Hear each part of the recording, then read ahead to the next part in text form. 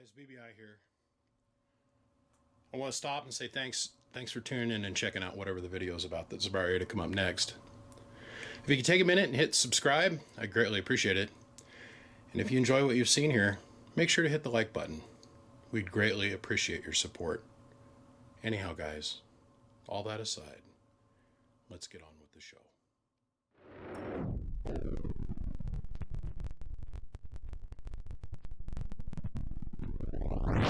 Okay, so it really piqued my curiosity because when this amp showed up, it had this little card placard on it.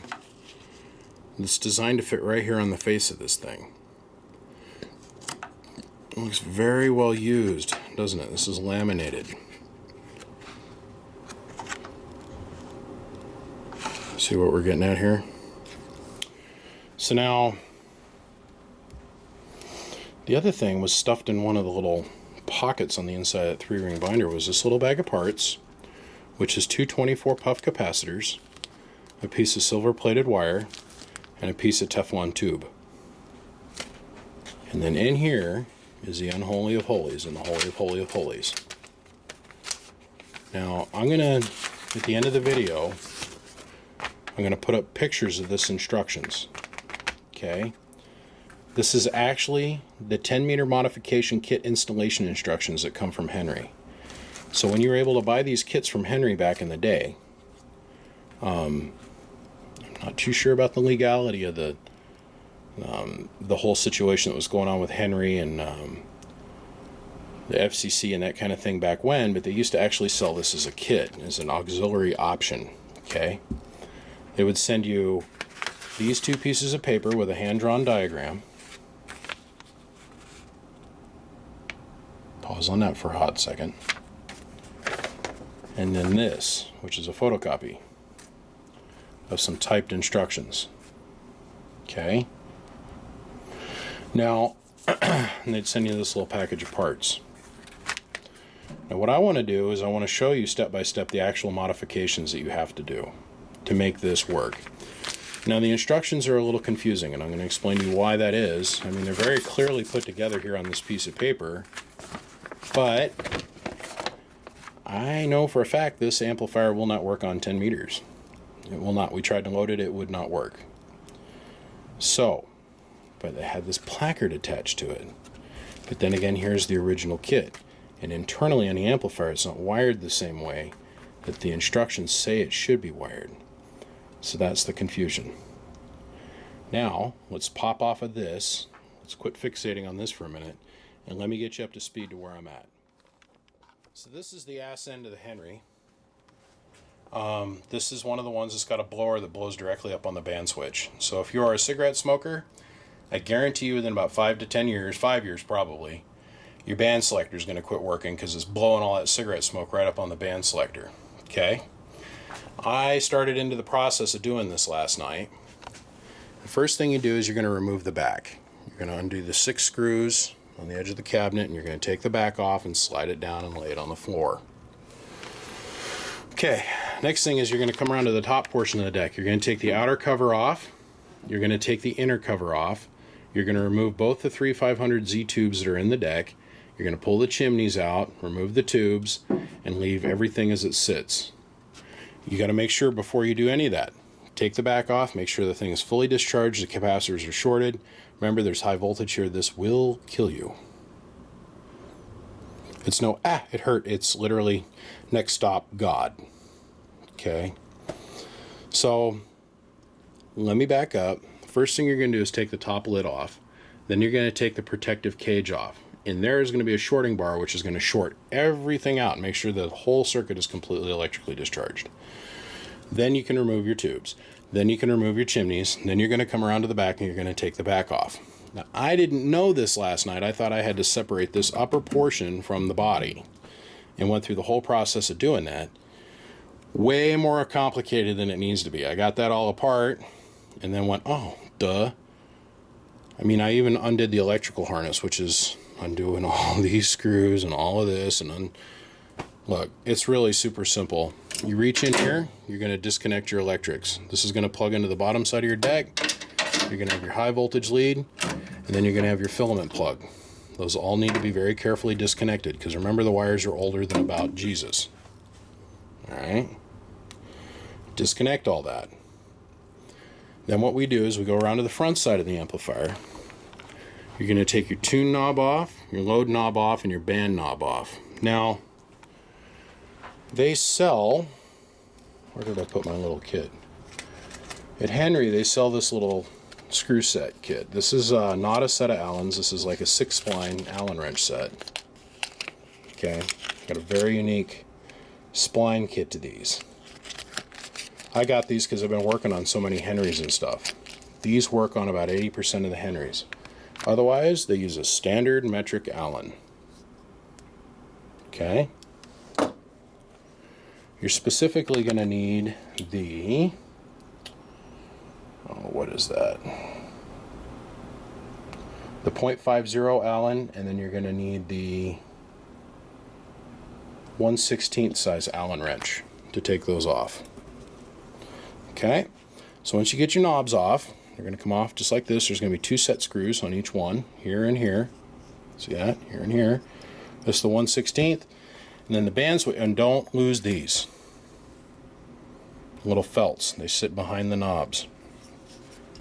Don't lose track of those. Okay.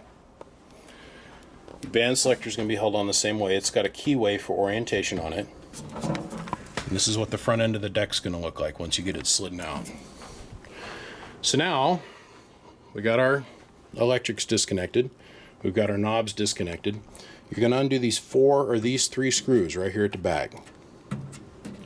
And the whole deck's going to slide out. Now, per the instructions, you bring the deck out and you turn it upside down. Then you're going to remove the bottom panel. So you're going to have a screw here. Everywhere there's a beveled surface, there's going to be a screw to hold this lid down. Now, like I said, this is one of the ones that's got the bottom blower. You see that? This is your input band selector. This is your primary band selector.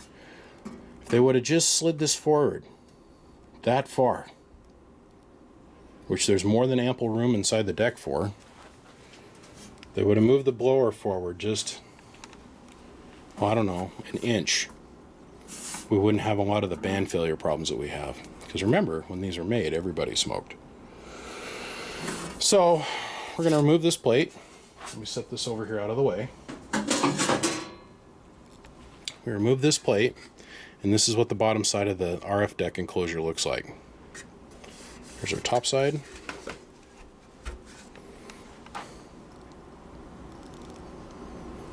And all in all, this thing is in really good shape. It was just going to require the most work and the most time. So, that, and it had flat tubes, so I just decided I'd keep this thing for myself and do the work. We're going to focus our attentions here on these 4 plugs. This tuning coil, which is C, or otherwise known as the 1011 meter. Okay, and we're going to move some of these jumpers around. We're going to add some capacitors going off here and going to ground. So now, per the instructions, completely remove the RF deck from the 2K-4A console and remove the bottom plate. Okay, we did that. Turn the deck upside down with the rear wall of the unit facing you. Locate the 5 tune input coils in the RF compartment. Locate coil C, refer to the diagram at present at the 15 low pass coil. Okay, so coil C, all right? This is 15, that's 1011. Here's a coil, 15, 1011 band switch. All right, here's our diagram, here's the cabinet. Diagram, cabinet. This is going to be slot 1, slot 2, slot 7. Slot 1, slot 2, and over here is going to be slot 7 on the band selector. Okay. Remove the 130 puff silver mica capacitor from coil C and discard it. Refer to diagram for location.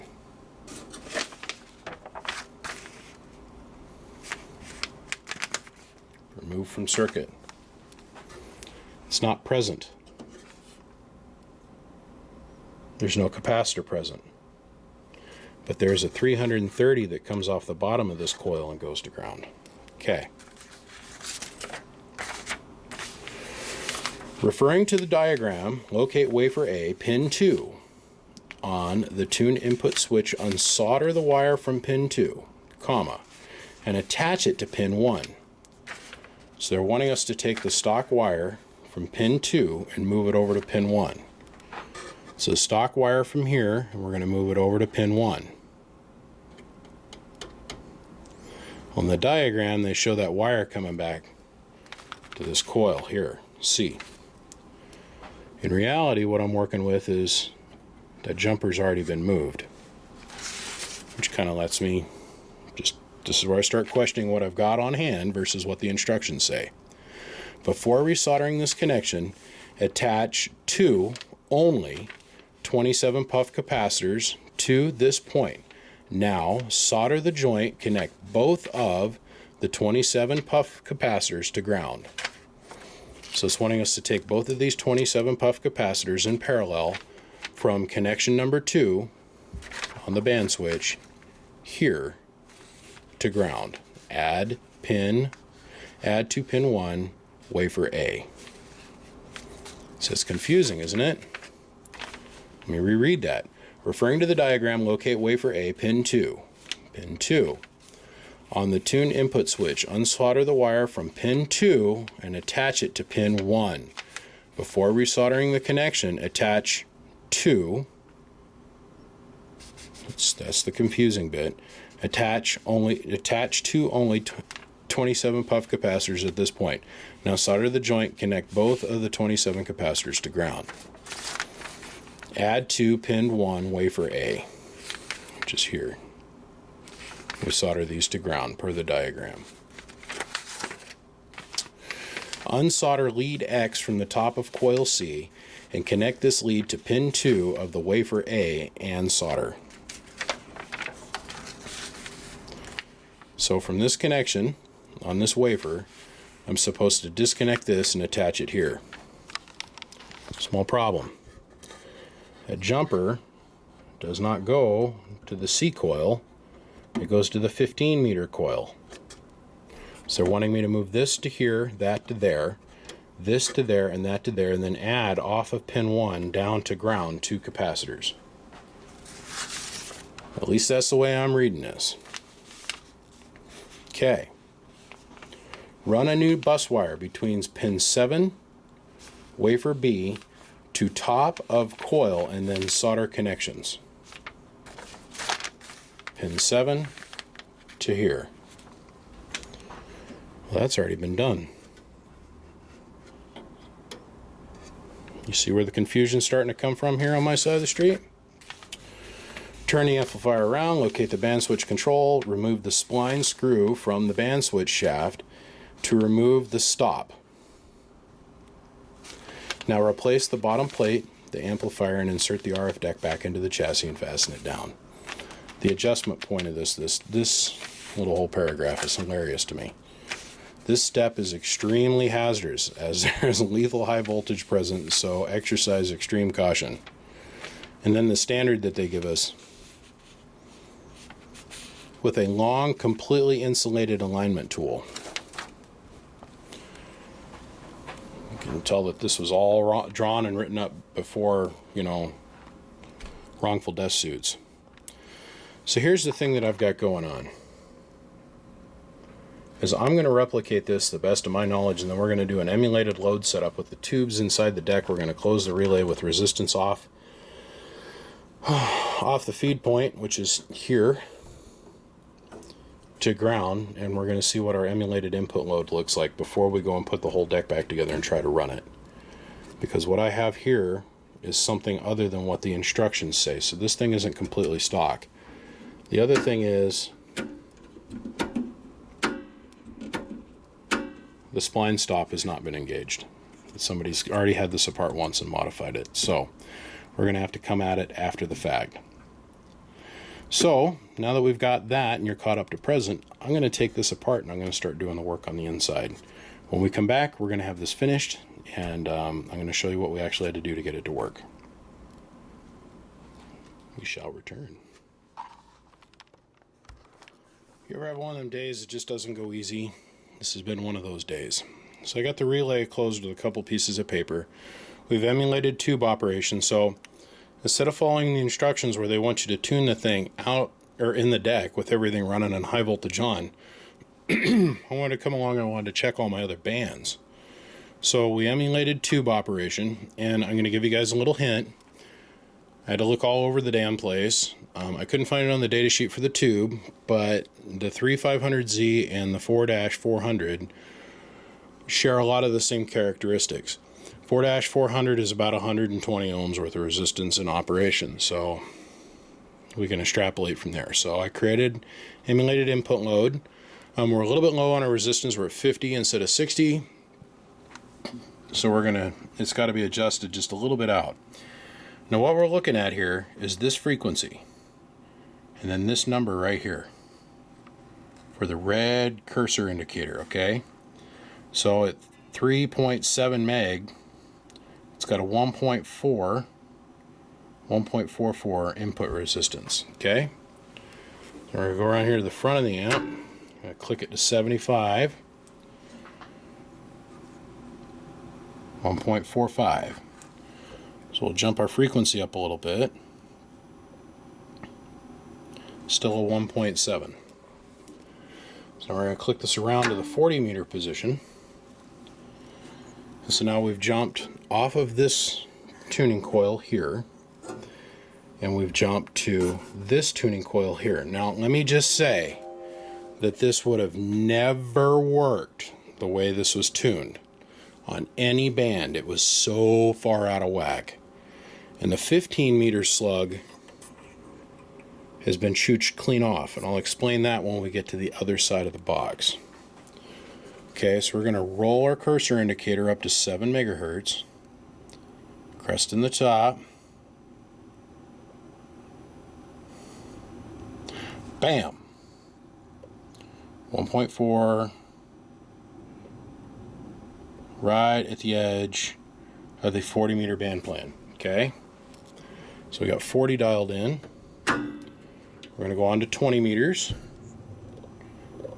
the magic band, or the 20 meters. I almost called it the magic band, but okay.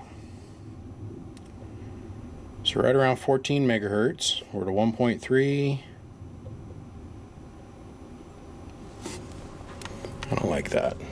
So first we got to go in and unlock the key. Now you're going to ask yourself, did you intentionally set this up wrong?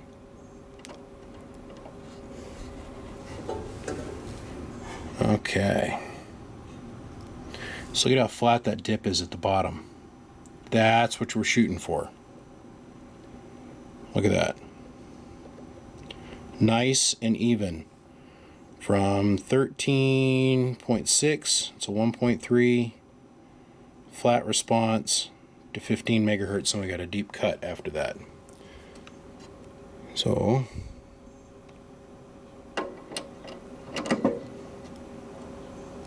let's retighten our set screw. Now what I mean by a deep cut, oh come on. And what I mean by a deep cut is the notch valley of resonance. This shows you resistance, or SWR resonance, and it shows you the frequency to where it is dipped in the SWR field. And that nice wide dip right down there at the bottom, that's what we're shooting for. Nice big wide band plan right here. But then we want to have a really high Q going up and out of the frequencies that we're not resonant in, that way that we can cut off any harmonics that might be generated either by the RF drive device or the actual amplifier itself. That's the beauty of tube amplifiers. They naturally have a fairly active tuning network in them that limits the frequency width that they're resonant to. All right, let me reset this back up so I can keep showing you what we're doing here. Okay, so now we diminished our glare. Let's go to 15. We'll scroll on up here to about 21 megahertz. 1.5. Now when we started, this was almost infinite. It was past 10. Okay? And it's like he started to do the 10 meter modification, but then stopped. So here's our slug for the 15-meter position. Like I said, the slot for the screwdrivers all broke off, as you guys can clearly see. And we're going to jump this over. Now this is no joke. I did not change anything, and I'll show that to you on the other side. It's almost like the guys at Henry knew where this thing was going to get used or something. Okay. From 26 megahertz, 28 megahertz, still a 1.2, 30 megahertz, 1.4.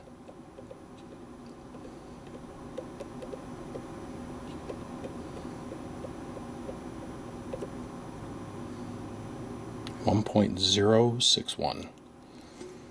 Totally by coincidence. Alright, so we've now got full function. Let's go flip it over and we'll talk about what we had to do on the backside to get this to work. This is really simple once I figured out where everything went. Okay, so he had the 15-meter wire jumpered here.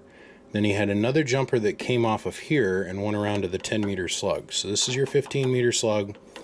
This is your 10-meter slug. So after I figured that out, I flip-flopped the two. And then it asks you to add a jumper that goes from here, which is 7, over here to the top pin.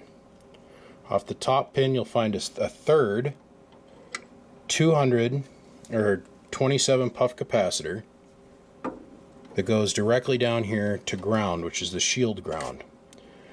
In the instructions, it'll request that you put two 27 puff capacitors, which are here. And I used the Teflon tube that they provided.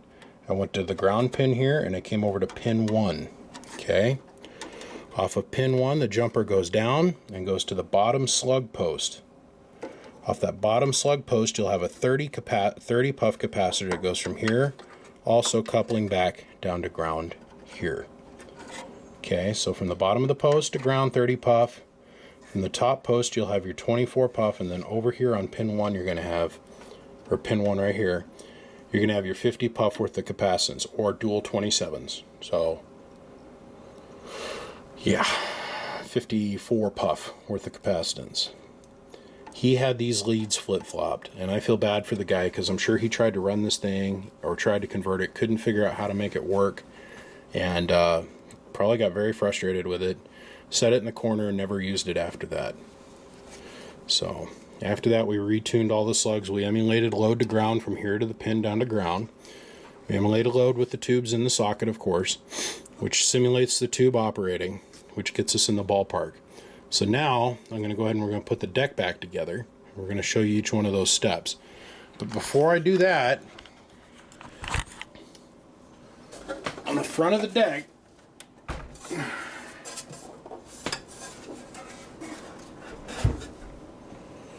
there are stop pins that are on this cogwheel right here. And that's a stop pin right there. It is a nut drive attachment. And see how that makes contact? Sorry. See how that makes contact? Well, there's also another stop that's over here. You have to take that out and push it over one spot to be able to achieve the aux position. And you got to make sure it's tight into that position. So you got to over torque it. But that's it. You want to index both of these so that the indicator zeros are on 0. The indicator 0 is directly in line with this 0, which will bring us in line with our 2 red dots over here on the front of the amplifier. Okay, let me flip the lid back over and we'll start assembling this thing. 4 shorter screws, and what I mean by shorter is in their physical height and overall size. See? 2 different screws.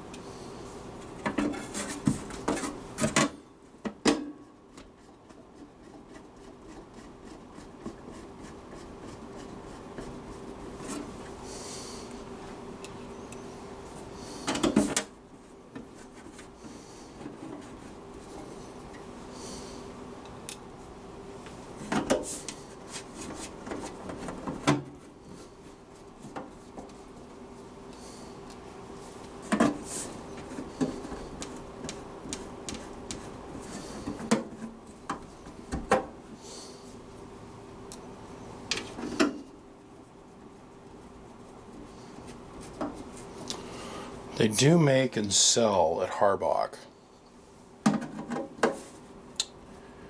plastic cover that clips around the edge of the band switch, so it protects it from being directly into airflow.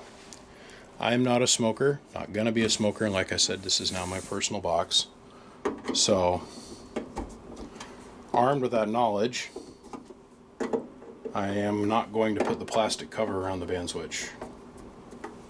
Just not gonna do it.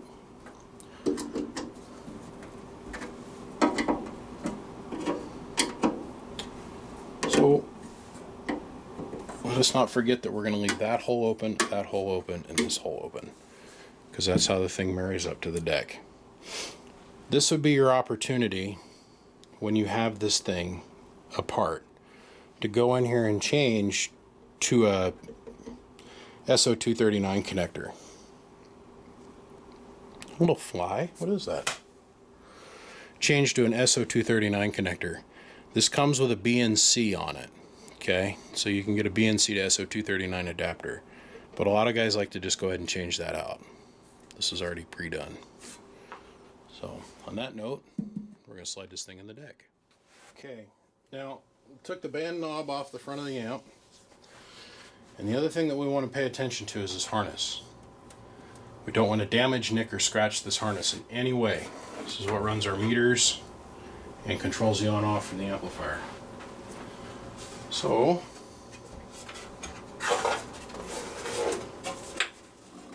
you slide this in.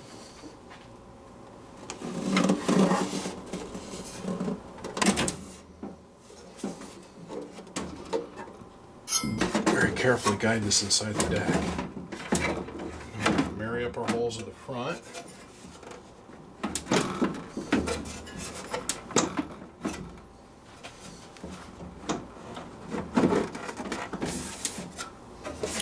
Now we are home. Just like that. Okay. Now we're going to reinsert our screws. Okay, so now we're looking at the bottom up, and we're looking at the electrical package for this thing. So first we're going to run in here, we're going to grab our filament plug. We're going to orientate it for this pin and this pin to marry. Filament first. This is your low voltage control side and your sense circuit. Put that on. Then the most important connection of them all, the Molex connector for the high voltage. Now the deck is electrically married back up. Now it's very important that this is when you take this opportunity to reconnect the shorting bar for your own safety. There's a magnetic pickup that's right here, and then there's a corresponding magnetic pickup right here on the plate. So you want to make sure to put this on. Now, as we all know, you cannot take that filter out because of the angle of the deck without taking the back of the amp off. So that is their safety interlock procedure. If the magnetic pickup for the back plate is not interlocked properly at the right height, you will never get this thing to turn on. Okay, well, we got this started. Let me get this buttoned up the rest of the way, and we'll be back. You know, at 40 years old, when I was a kid, you know, looking back at 40 now, and know that I own this thing, at 40 I would have never thought, or when I was a kid, when I was like 16, 17 years old, at 40 I'd own something this nice. Guys, the 10 meter position is working perfectly in this thing.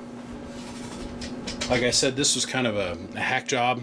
I don't want to say hack job. It hadn't been completed, and the guy was still trying to run it. I came along and just finished what was already there. So It's our 0 signal.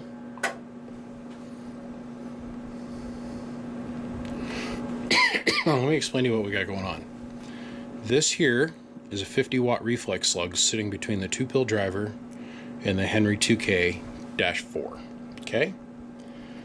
This is our 5-watt slug in reverse from our 10,000 watt dummy load, 1,000-watt slug in average, and a 1,000-watt slug in 5X. The reading is 5,000 watts. Alright, so first, let me show our pass-through tune. Just a couple watts worth of reflex passing through it. We can see that on this meter here. So now, let's zoom in on our meters.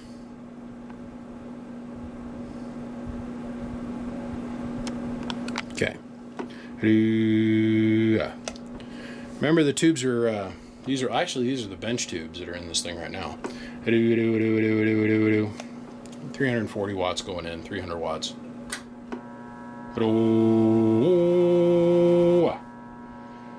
800 bird, indicated by the middle meter. 800 plus bird, and 3,000 peak going out. Look at the input tune.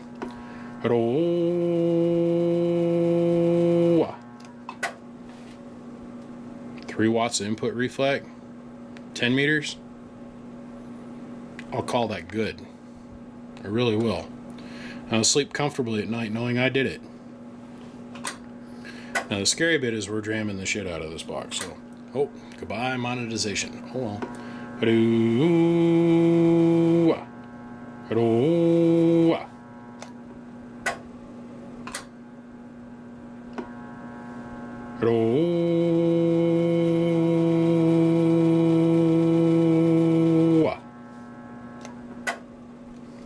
I'm happy.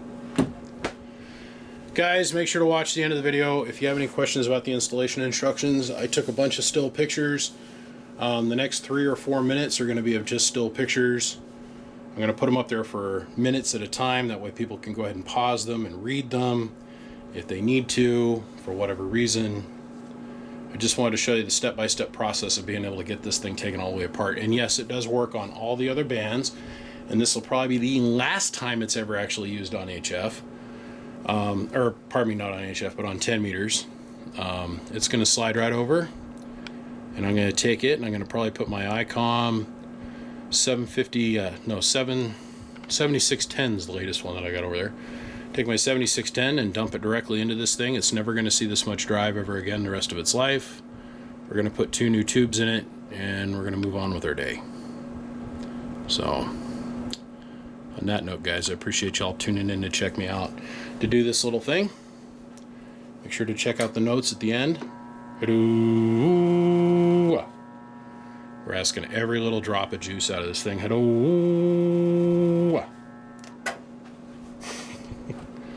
2,000 watt continuous Henry. The 2K-4 floor model. My opinion, one of the best ones ever built. Now if I could just find somebody that needed to have that 8K repaired. Damn things don't break and nobody wants to get rid of them. Alright guys, I gotta go. Appreciate y'all tuning in. We'll talk at you soon.